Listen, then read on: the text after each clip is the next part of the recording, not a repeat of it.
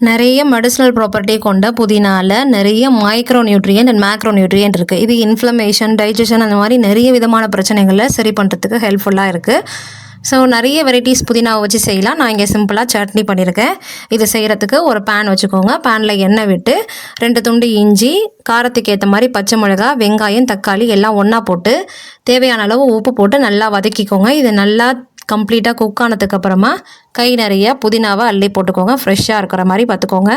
போட்டு அதையுமே ஒரு 2 செகண்ட் மட்டும் கலரிக்கோங்க. புதினா ரொம்ப குக்காக வேண்டாம், கலர் மாறிடும். நான் ரொம்ப வேக வச்சிட்டிங்க அப்படின்னா. ஸோ 2 பெரட்டு மட்டும் பெரட்டினீங்கன்னா அந்த சூட்லேயே அது நல்லா வெந்துடும். இது நல்லா ஆற வச்சுட்டு நல்லா அரைச்சி எடுத்துக்கோங்க. இதுக்கு ஒரு தாளிப்பு கொடுத்துக்கலாம்.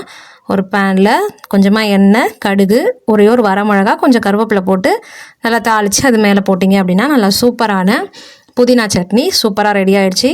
குழந்தைங்களுக்கு அடிக்கடி புதினாவை சேர்த்துக்கோங்க. ஸோ பசங்க சாப்பிட மாட்டேங்கிறாங்க, எனக்கு பசிக்கல அப்படின்னு சொல்கிறாங்க அப்படின்னா புதினாவை அடிக்கடி கொடுங்க. அவ்வளோதான். Happy cooking.